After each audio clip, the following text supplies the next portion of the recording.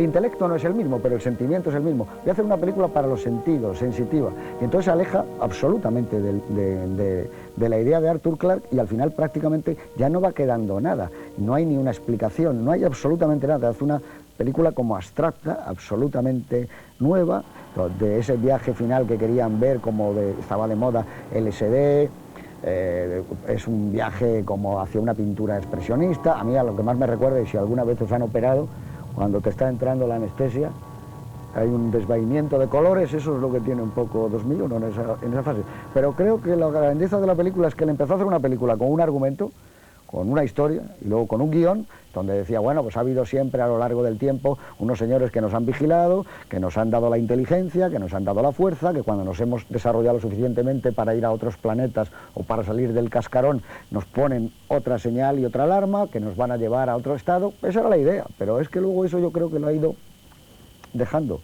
Sí, perdona. Sí, pero yo creo que la idea Kubrick la abandonó casi en un principio, puesto que algo le gustó del cuento El Centinela de Clarke, y proveniente es que en el año 64, estando Clarke exiliado en Ceilán y viviendo en Londres, Kubrick lo llamó, se pusieron de acuerdo y después firmaron un contrato para trabajar, donde, como dice Clarke, lo fundamental es que Kubrick quería plasmar una relación entre el hombre y el universo, que es lo que te estuve diciendo en un principio, que es esa imagen cósmica.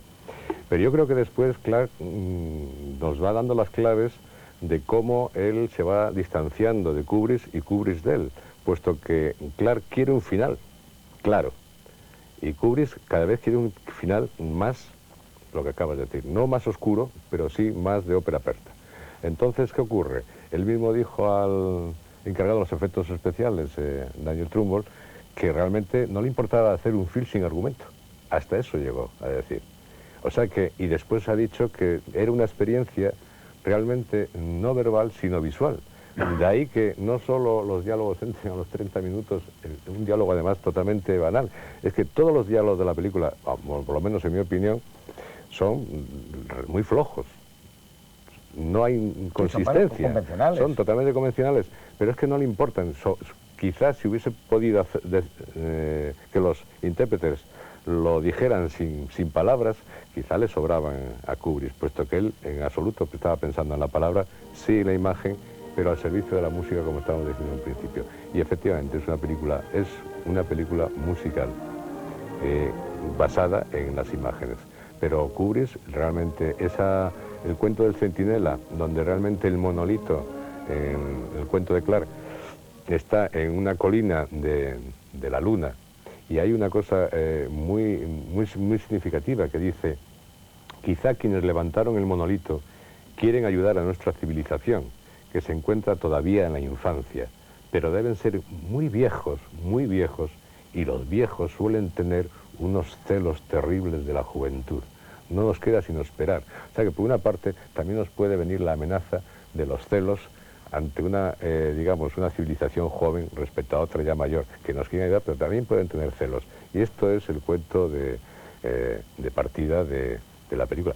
A lo que ha llegado, pues ya hemos visto los resultados. Yo creo que él también utiliza, el cuento del Centinela, utiliza material del fin de la infancia, él utiliza mucho material de Clarke, ¿no? Sí, el fin de la infancia es... Bueno, que... Para los dos, porque en el caso se trabajaron en el guión los dos, Clarke y Kubrick, o sea que los dos jugarían con... Pero que ya él trabajaba con un material anterior. Kubrick pensó que era el hombre idóneo, como pudo haber escogido a lo mejor otro escritor de ciencia ficción, porque por lo que fuera en un momento determinado, igual que le gustó hacer Napoleón, él se sintió interesado por descubrir vida en el universo, la relación con el universo, y pensó que Clarke era la persona como más idónea. Luego hay y sí lo era. Claro, yo querría hacer una precisión, porque yo creo que los espectadores merecen tener la mayor cantidad de datos, de que como por ahí circula una novela, vamos, de hecho existe, de Arthur Clarke, que se llama 2001, explicar que, bueno, que esta película parte de un cuento de Arthur Clarke, que es al que nos estamos refiriendo, que se llama El Centinela, y que la novela solo existe posteriormente a la película. O sea, que la novela es una cosa que escribió Clarke a partir del guión. Eso lo hizo con mucha perversidad, porque Kubrick, al saber que tenía la novela, que a la vez prologa también Kubrick, porque el prólogo está hecho por los dos. No, y además Clarke añade un final que no está en la película. Claro, pero es que encima, digamos, Kubrick no permitió la distribución de la novela hasta que no se estrena la película, porque claro, si la novela se distribuye y la leemos antes que la película, pues hay un final. Y realmente lo que quería Kubrick era sorprendernos con ese final suyo, no con el de Clark, claro. Eso no sé si pasó con 2010, ¿no? Salió antes la novela, la segunda... 2010 sin comentarios. Luego hay otra tercera, sí, que es, por cierto, muy buena, la tercera el viaje, pero ibas a hablar tú. No, yo es que iba a comentar justamente a cuento de esto, que la versión que tengo yo, que es una edición americana, no hay un prólogo de los dos, hay un prólogo solamente de Clark y una dedicatoria a Stanley. Sí, a Stanley. Entonces, el prólogo este, yo la verdad que me lo releí porque había leído en tiempos El Centinela y me pareció claro que había una contradicción entre la película y El Centinela. Y pensé que a lo mejor en esta novela, que es adaptación del guión escrito por los dos, a lo mejor aclaraba algo simplemente por la vía de ser más explícito que la película. Porque yo la película no es que sea confusa porque dice mal lo que quiere decir, es que yo al final no sé qué es lo que quiere decir y tengo la sensación de que Kubrick decidió al final no decir nada, y que es el motivo por el que en cierto sentido hay una renuncia a la palabra que hace que la película tenga mucho de entronque con el cine mudo a lo largo de los 30 años prácticamente que han pasado, desde los 40 años que han pasado desde la llegada del mudo, que es uno de los motivos por los que la película a mí me parece que tiene elementos muy fascinantes. Justifica en parte también lo de la reputación un poco underground, lo mismo que hay películas de Black Hates y gente así que visualmente tienen como un trip alucinante, que son imágenes parecidas a las del viaje este en el tiempo hacia el final. Pero lo que me ha gustado mucho al intentar releer esto y encontrar alguna cosa esclarecedora es que el prólogo empieza con una frase que es una idea muy bonita que me parece que está en la película de una manera muy subterránea. Dice: detrás de cada hombre vivo ahora hay 30 fantasmas, porque esa es la relación en la que los muertos sobrepasan a los seres vivos. Desde el alba del tiempo, aproximadamente 100 billones de seres humanos han caminado sobre el planeta Tierra. Ahora, esto es un número interesante, porque por una curiosa coincidencia hay aproximadamente 100 billones de estrellas en nuestro universo local, la Vía Láctea. Así que para cada hombre que ha vivido alguna vez, en este universo brilla una estrella. Y en el fondo a mí me da la sensación que es una parte de lo que yo veo un poco en esta película, que hay como una convivencia de la gente que ha muerto, pero que está como flotando en el espacio, quizá en los chirimbolos estos, las misteriosas placas que circulan por ahí, y que hace que sea un elemento sugerente como otros muchos más que hay en la película. Yo creo que en el fondo lo que me produjo una cierta irritación la primera vez que vi la película fue el intento de racionalizar y decir, bueno, pero ¿qué es lo que me quiere contar con esta historia?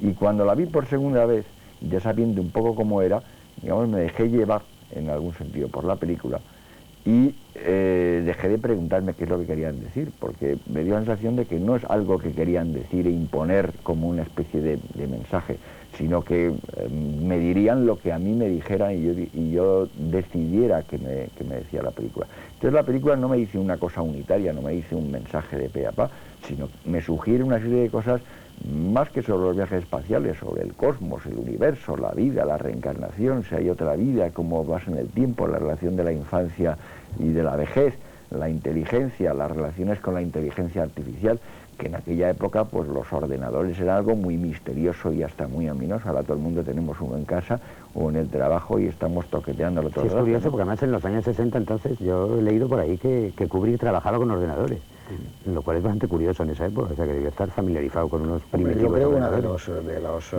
buenas cosas que hizo Kubrick es el forzar a la industria, es decir, gracias a gente como esta, como Orson Welles en el año 41, cuando hace Ciudadano Kane y fuerza la profundidad de foco, aunque ya hubiera profundidad de foco y fuerza lo de iluminar los techos y fuerza 20.000 cosas, creo que Kubrick cuando le decían esto no se puede hacer, decía sí, yo quiero este efecto y hay que conseguirlo. Y cuando llegaba a Rochester decían, es que la película no va a dar esto. Y dice, sí, va a dar esto y necesito que la transparencia sea de esta manera. Y entonces creo que gracias a los objetivos, revolucionar el mundo de los objetivos.